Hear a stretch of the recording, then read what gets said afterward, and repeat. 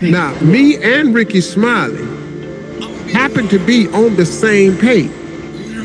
Now, we Q's now, and so is D.L. Hughes. There's nothing wrong with having status, but what is it to a people to have all the status in the world, but have no standards to stand upon? So welcome back. We're going to jump right into today's topic, and I'm sure you read the title of this video, and it is Letters Over Lineage. Now, when I speak of lineage, I'm talking about something that goes beyond race. I'm talking about something that goes beyond skin color. I am talking about a specific bloodline, a specific lineage. And that's what I would like to talk about today. You are poached upon, or you're asked based off of certain merit to become a part of these organizations. Quick story, when I was young, my mother was a librarian, technically in the hood. Down the street, a few blocks over, was the central or the main library, but she worked at a library within the community. So one day, a lady came in. Now, she knew that my mother was married.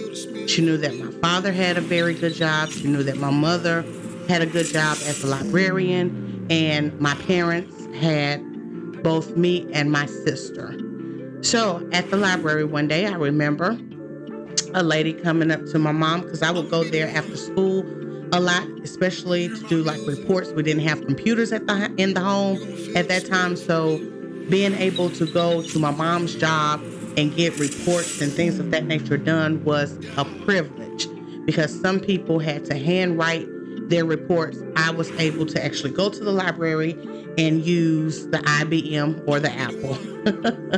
But make a long story short, there was this lady who came into the library one day, and she was, kind of looking at my mom and the way that she moved. And she also saw, and knew that my mother had 2 daughters. So she approached my mom. She said, "Hey, I'm going to give you some literature. I would love for your girls to be a part of this, I guess they call it the batons, the early, where they actually groom you into becoming more involved with these secret societies or these sorority groups." So she came and she approached my mom, gave her some literature, and my mom didn't really think anything of it. She said, "Well, hey, thank you for the information. I'll put this out in the library so that other young ladies can come in and may be able to access this information that you've given me."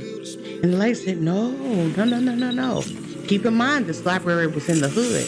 She said, "No." She said, "I want your girls to be a part of this Debraton, or whatever you call it. Anyway, this secret society. I want your girls." And my mom had a funny feeling about it, not really knowing the history of these secret societies or whatever. And I think she went home to my father and discussed it with him. And she said, "I don't think I want my girls to be involved with anything like that, because I don't ever want them to forget who we are, who our people are, and I never want them to look down on anyone else who may not have the same privileges as other people." Keep in mind, the library was in the hood, so you would have children in the summertime that would walk to the McDonald's or that will walk to the library. You had the recreation center, and so kids during that time, you didn't have social media. So the only thing you really had was like Sega Genesis, Atari, Nintendo, things of that nature, games that you had to actually purchase. So they would come up to the library a lot just to cool off and to get a cool drink of water. And this particular lady, this bougie lady, didn't want the children of the community to get a hold of this information, but it was okay for us to get the information. And she wanted us. She wanted me and my sister. And when my mom thought about it, she said, "No, I don't want my girls to ever think that they are better than the next person. that we're all in the same boat.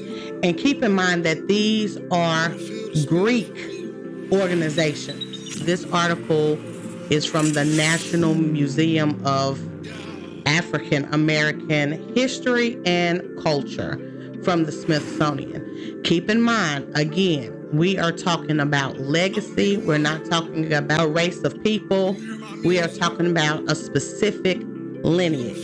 This is the historical legacy of the Divine Nine, and we're not going to read all of it and go through all of the different organizations, but I just wanted to touch base on this part of history that is spelled out for us. It says Black Greek letter organizations, known as BGLO and S, emerged during the period that is characterized as a low point in American race relations.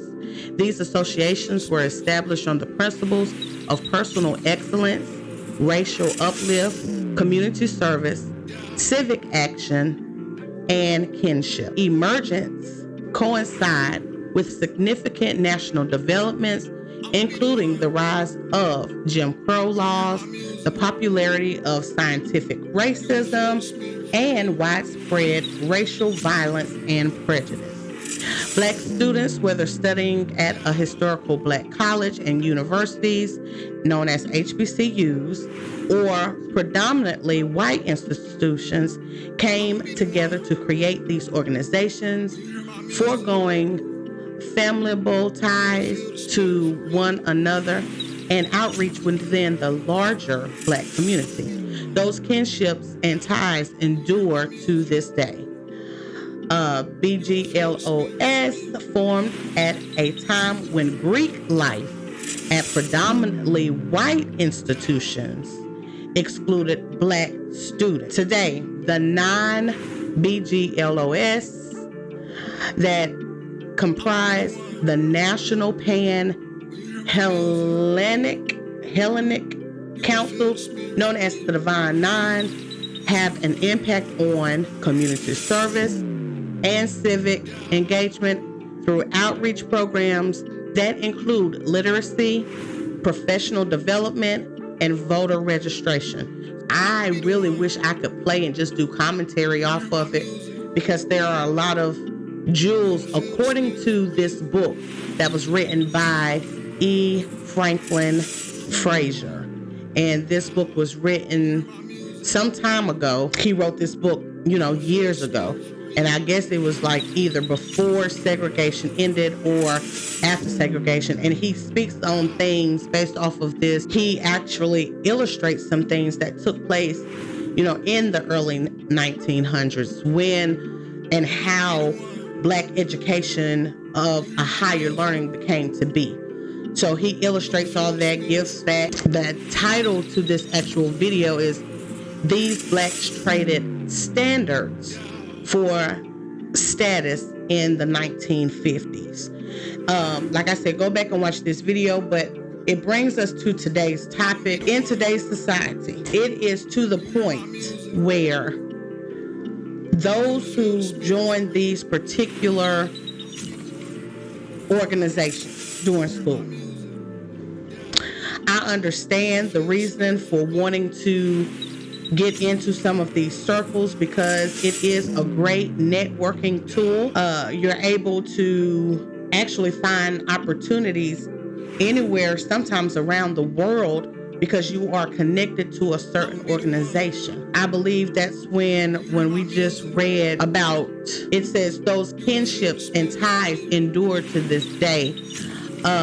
The Black Greek, I'm going to keep saying Greek, letter organization formed at the time when Greek life at predominantly white institutions excluded Blacks. So Blacks at this time, and even previous to this particular time that we're speaking of in this video, that became an aspiration. We began at that point to, and I'm not going to even say in the 1950s, I'm going to say probably later on, because I truly believe that a lot of our forefathers, such as Thurgood Marshall, such as Dr. King, Benjamin Banneker, all of our other forefathers, a lot of them did in the 1900s join not only Greek organizations in college, but they also started to become a part of the Masonic Hall, the organization that blacks were permitted to be in. So we understand that this particular culture, this Greek culture amongst Negroes, it was a way for them to better themselves in order to better their community or those who were around them. Now you had some bougie type of black people and all people really, but I'm talking about our specific situation. You had certain types of black people who, once they got a little bit of money, they thought that they were better. They thought, oh, those are the commoners, and we have that to this day. That's going to be a separate video, but I want to just stick with this Divine Nine right now. So when you look at today and what the Divine Nine stands for, when you look at the Divine Nines today in today's society, you see back to school giveaways where they have book bags packed with school supplies. But as many descendants, or let's just say people who have joined these particular organizations in college, or they've been sought after from the Masonic Hall, these people help out in certain type of ways, but collectively, with the knowledge and understanding that they have received, you would think that more work would have been done within our communities if that was the purpose of these organizations. You have a lot of people who we admire and respect because of their status in society. And it would appear that you would think that you would be 10 toes down, making sure that you are lending a helping hand. And I don't see that today. I don't see that today. With as many people as I know personally who are a part of these organizations, and especially those who are retired, because this has been going on for a while now. We're talking about the 1950s and beyond.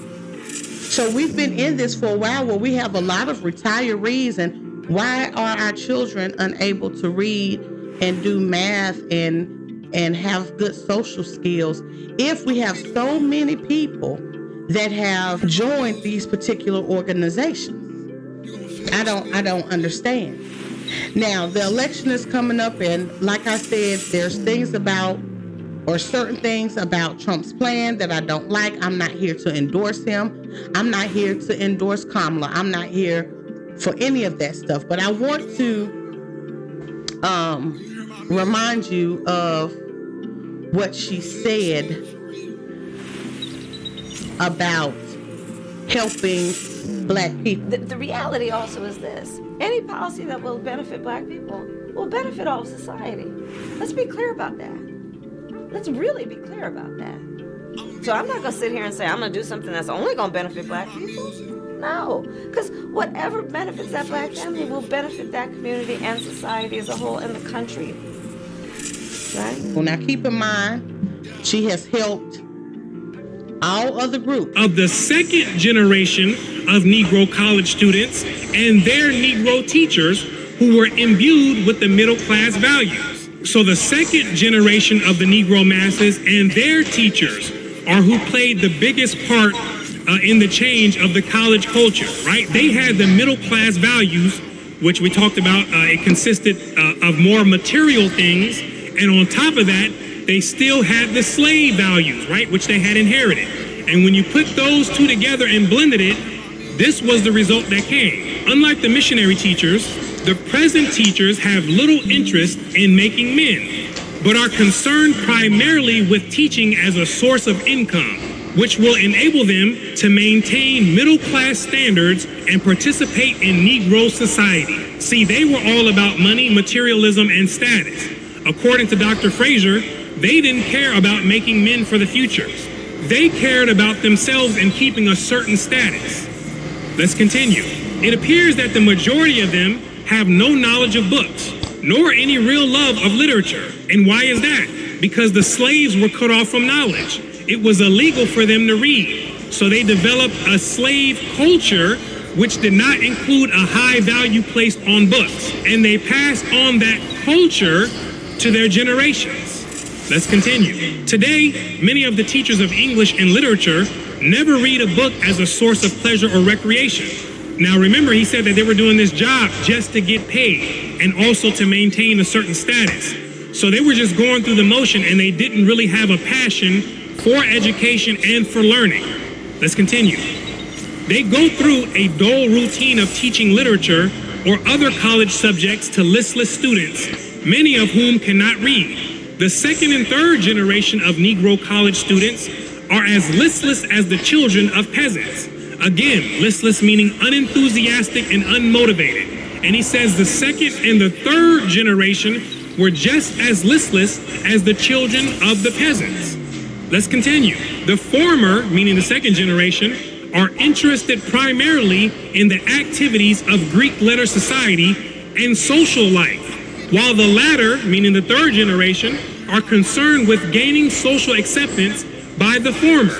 Both are less concerned with the history or the understanding of the world about them than with their appearance at the next social affair.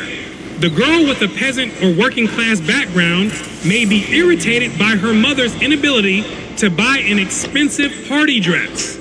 But what can be expected when the dean of women has instructed her to tell her mother that she must have the dress at any sacrifice? So teachers and students alike are agreed that money and conspicuous consumption are more important than knowledge or the enjoyment of books and art and music. There's an example of the pressure to conform. Wanting to have a certain status in society that we no longer, as it says right here, so teachers and students alike are agreed that money and conspicuous consumption are more important than knowledge and the enjoyment of books and art and music. Today, that's exactly what is going on. You don't have, it's like different circles, like the haves and the have-nots. There is no love for the people anymore. There became a shift in the atmosphere of Black Negro schools. Students started to want more of a social life. They really wasn't concerned about actually obtaining knowledge and retaining knowledge. They just wanted to make good grades so they could get closer to the bag. And then, as we read in the Smithsonian piece, we read that they wanted some type of social group just like the other white schools. So they gave them the black letters, the black Greek letters. But that was already going on. Same thing with Masonic Hall. The black one is called Sin Hall or Prince Hall. That's what, if you're black and you're in the Masonic Lodge, it's called, I think it's called Prince Hall, which is totally different than the York and the Scottish rites. Those, you can be of color and get into those organizations. Are you serious? Those organizations had a purpose, and I'm not going to get into that purpose, but it had a purpose. And they decided, when a lot of people started making noise, they decided, okay, well, we need something like this for black people. So here you have Prince Hall. And the same thing in college. They all have their own separate organizations, but collectively, they are the Divine Nine, and they all collectively, regardless, they are a part of the Greek letter. We're not Greek. We're not Greek. And I want to believe, my personal belief, that because we have adapted to certain rituals, certain practices within these organizations, our character has changed. It's no longer about helping each other or looking into the best interest of each other. It's no longer about that. Now it is about me, myself, and I. How can I look good in these streets? I want all the money, all the cash, all the power, all the respect. I want to be feared out here in these streets. I want everyone to look up to me. I want I. That's one of the things, or one of the effects of what Dr. Martin Luther King said to Harry Belafonte when he says, I fear I have led my people into a burning house. When Dr. King was in a fraternity, that fraternity still, during that time, they only had each other. They were all that they had, and they were actually doing those things that we read about in the Divine Nine, where they had an impact on community service, civic engagement, outreach programs, literacy, professional development, and voters registration. We got the voters registration because they're doing an excellent job with that. But when it comes down to having an impact on community service, we have lost that today. By the 70s, we started to separate more and more from each other, from the community and everything else. They had created an environment where the herd mentality says that people should place more value on buying material things rather than understanding the world around them and on books. And since most people naturally don't like to stand out, it makes them simply conform. Let's continue. Thus, it has turned out that the Negro higher education has become devoted chiefly to the task of educating the black bourgeoisie. The United Negro College Fund, which was started in 1944, provides the small sum of about $2 million for 32 Negro colleges. This is a gesture of the part of white America expressing its approval of middle-class education for Negroes behind the walls of segregation. Sometimes the appeal to white America is made on the sentimental grounds that the schools receiving financial support are educating the children of slaves who are thirsty for knowledge, which will enable them to become men, which we see wasn't true according to the account of Dr. Frazier. They weren't thirsty for knowledge. What they were thirsty for was for money and for status. Watch this. But the present generation of Negro college students, who are not the children but the great-grandchildren of slaves, do not wish to recall their past. As they ride to school in their automobiles, they prefer to think of the money which they will earn as professional and businessmen. For they have been taught that money will bring them justice and equality in American life, and they propose to get money.